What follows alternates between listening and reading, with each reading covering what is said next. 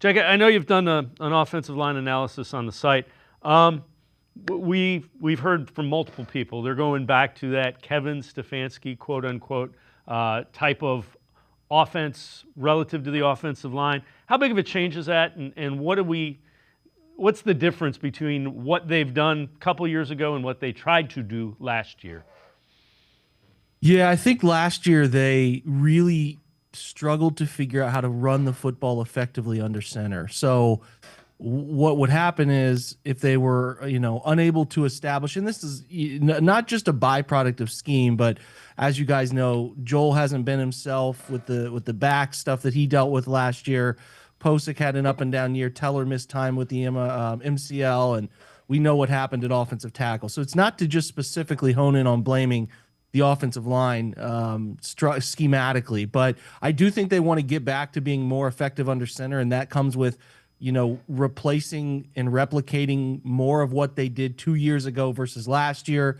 Last year was a little predictable under center. They were really running gap concepts, which gap concepts, to put it in a simple context, really means like, hey, we're going to have everybody block down one direction, and that means block down on the gap beside you, and we're going to pull somebody to kick somebody out. Now, there's various ways you can do that. You can pull a guard to kick out an end. You can pull a guard and that's typically called counter. You can pull a guard and pull him around and have him lead block on a linebacker. That's usually what's labeled as a power concept. And then there's other variations. You can pull two guys at one time and have what's called pin pull. So you're pinning one side inside and pulling players around the edge. So yeah, I think last year they got into the world of trying to be diverse with RPO stuff, and from that structure of RPOs, I just think it allowed them to leave the place they were most comfortable building an offense and working off of that baseline structure. So with a reintroduction or a reemphasis of wide zone, I think they want to be able to use that as a baseline. A different way to attack defensive lines and linebackers, not just gap stuff, but moving things up front. If you're running wide zone, you're really blocking laterally to give your running back what are called three cut options. He can bounce it to the outside. He can sort of what's called bang the run up inside of the offensive tackle, or he can bend the run all the way to the backside. Some of those Nick Chubb's famous backside cut runs he would have. So they want to get back to that as a baseline because they think that's what their personnel is most comfortable doing. Then they want to be able to bridge off of that into the power gap stuff. And then from that, and really I'm writing on this next week for the website, is like all of their play action game stems off of that. So there's stuff that is best at mirroring the run and pass, which is what Kevin has been most comfortable doing in his OC tenures, whether that was Minnesota or coming to Cleveland, is just a place they want to live. I understand the world they tried to get into last year because they wanted to put themselves in a place where Deshaun Watson was more comfortable and a little bit more of what he liked to do. But ultimately, it failed. We know where that situation lands.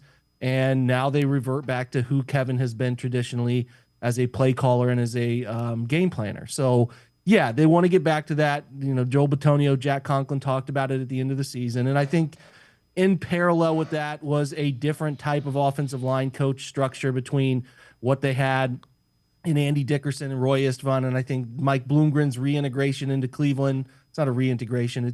I should say his approach to coaching the position because of his context of working next to Callahan with the Jets back in the early 2010s. He took that philosophy to Stanford. He took that gap power stuff at Stanford, and he became a head coach on his own at Rice. And I just think he's more of the traditional style of offensive line coach that the veterans are accustomed to.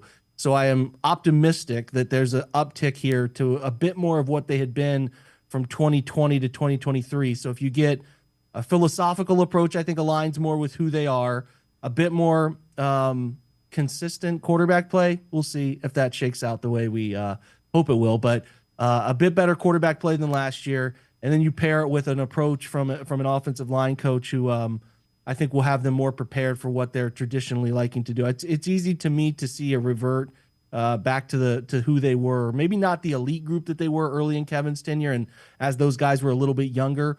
But I do think there's a world in which they're not one of the bottom 7 offensive line groups. But health is a huge part of this for guys like Jack and Wyatt and Joel and Ethan, who are 4 of the 5. And even, we can't say DeJuan Jones, who's pegged to start at left tackle.